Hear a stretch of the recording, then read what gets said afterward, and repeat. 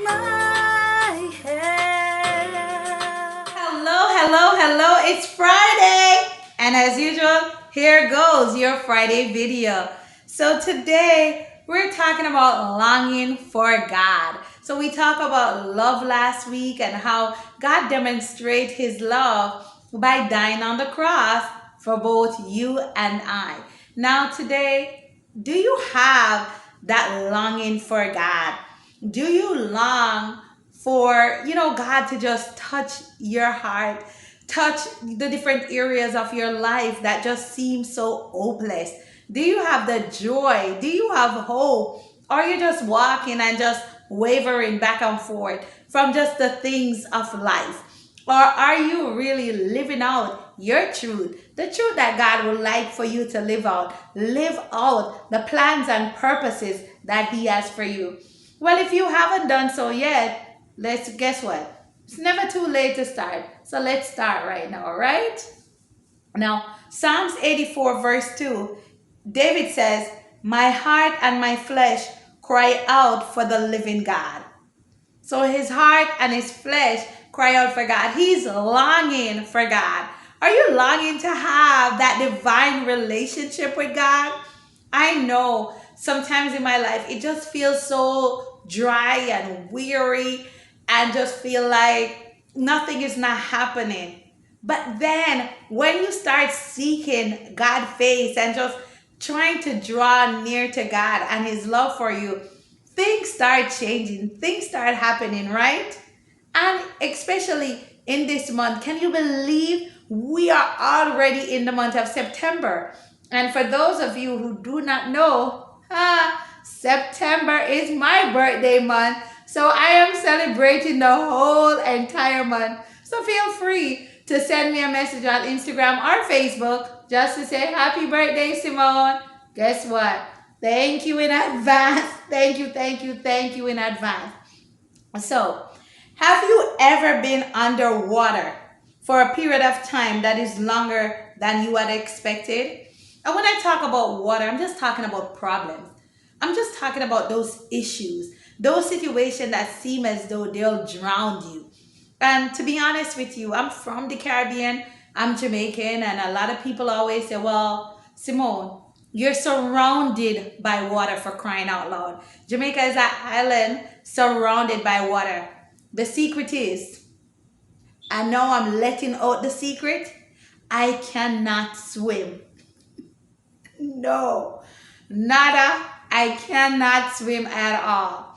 So, yes, I'm from an island surrounded by water, and no, she cannot swim to save herself. So imagine if you have someone like me underwater, and of course, you're trying to just jump out of the water and it's just not happening. You've stepped out in the deep and now there is nothing to hold on to. You're looking at the shore. You're looking at the shoreline, but yet still you think you're moving, but you're really not moving.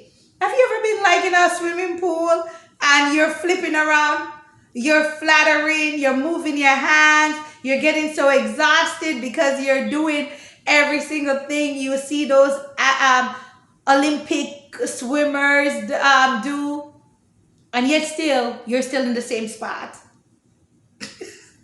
Guilty.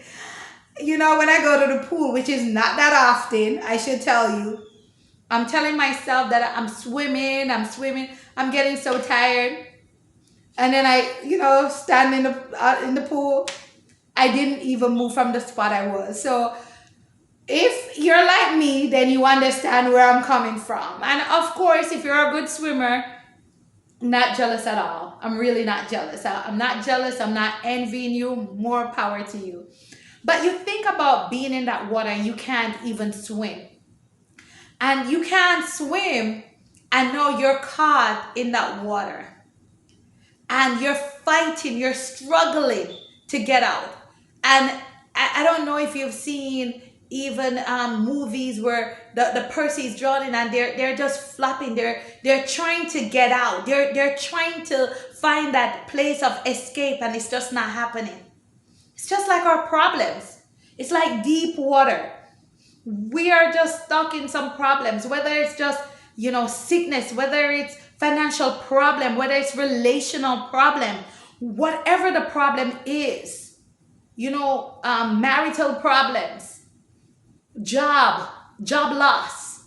Now you have all those bills pile up. You're sick. Now you have all those bills pile up. Now your health is deteriorated. Those types of water situations, like you're underwater, you're stuck, and you're wondering, okay, how can I get out of this? I am so in too deep that I'm looking, and it seems as though my promised land is right there. My rescue land is right there. My island is right there.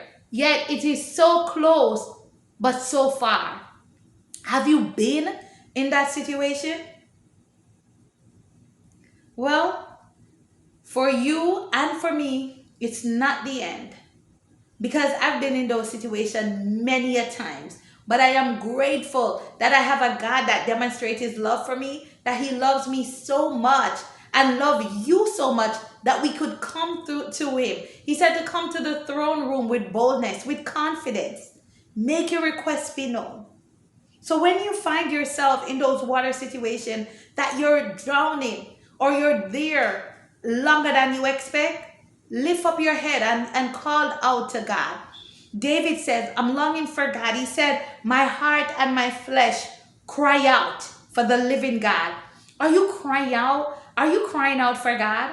Are you calling for God? Are you just whispering?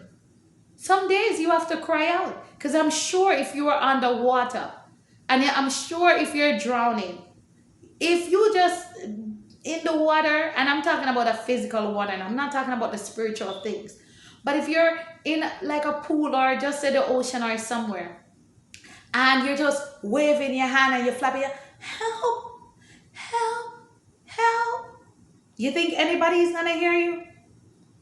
You would be so loud calling out just to get somebody's attention to help you.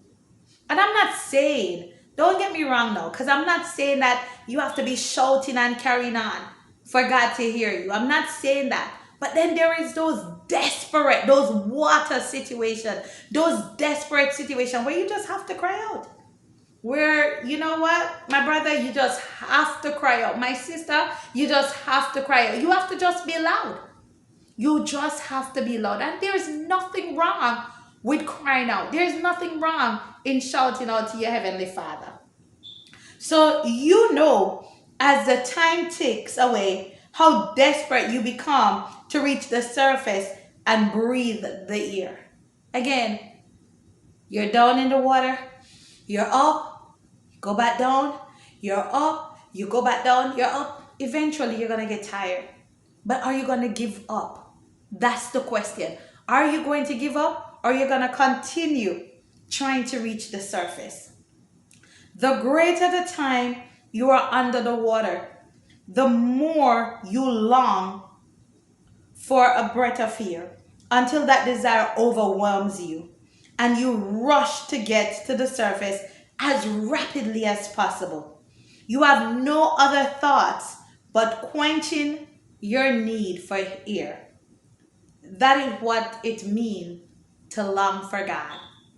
That is what it means to long for God. When you have no other choice, when you're at that point, your lowest of lowest point, where you feel like all hope is gone and all you need to do is just breathe. Just breathe. Just breathe. Just breathe. That's all. To feel unfulfilled without Him. Can you imagine a life without God? It's like you're just walking in circles, hopeless, drowning to the point of death and just don't know what to do. You don't know what to do. It means we know we desperately need Him, even more than we need air. And we yearn to be filled with His presence. As David says, my heart and my flesh cry out for the living God.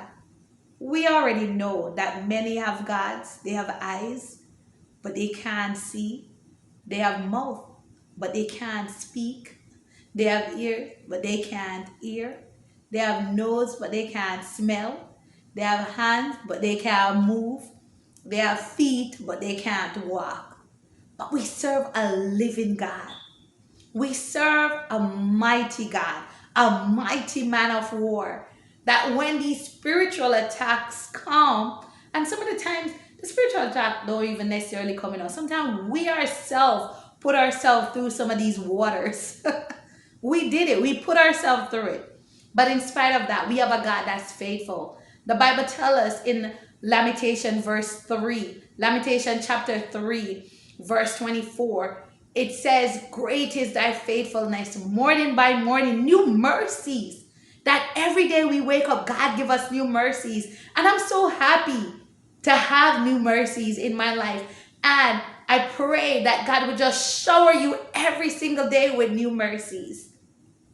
So God wants us to be satisfied with nothing less than himself. And we are never more fulfilled than when we know him. Ask God today to give you a hunger for him so you may become filled with the fullness of Christ. And that's Ephesians 4 verse 13. That ask God to give you a new hunger for him so that you become filled with the fullness of Christ.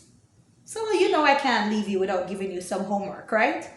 So your homework for this week, how many times have you felt something missing in your life but couldn't seem to fill the void? You've tried possessions, people, and prestige, but at the end of the day, the longing remains. Only Christ can fill the emptiness within. And I know for some, parts of my life and some season of my life, I've had that emptiness, that longing, feel as though there's something definitely missing from my life. And it's not the best feeling, to be honest with you. Just feeling like there is such a dry spot, or I am in that water, I'm drowning, and I'm trying to reach to the surface to get some air. And it just seems like it's just too far. I'm seeing the land, I'm seeing the shore, but I can't. No matter how much I try to swim to the shore, I'm just not getting there. I'm still in the same spot. But I thank God that once we cry out to him, once we call out to him, just as he said, David says, my heart and my flesh cry out to the living God. He come and rescue us. He comes and pick us up out of the water, and he breathes new air in us, new breath in us. So, as usual, don't forget to smash that like button, click subscribe, ring the notification bell, and most important, share. The best is yet to come. Love you guys. See you guys next week.